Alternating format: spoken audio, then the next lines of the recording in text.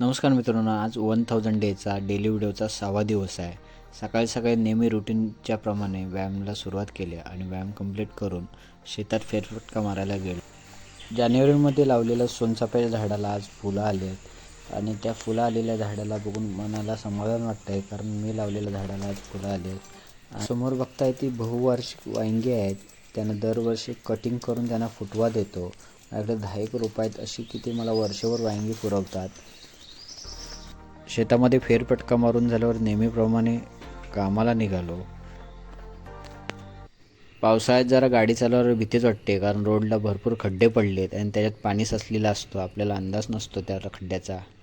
आज दुपारी लंच ब्रेकला मी BSNL ऑफिसला गेलो होतो, कारण आमच्या गावचा टावर 2-3 दिवस बंद आहे.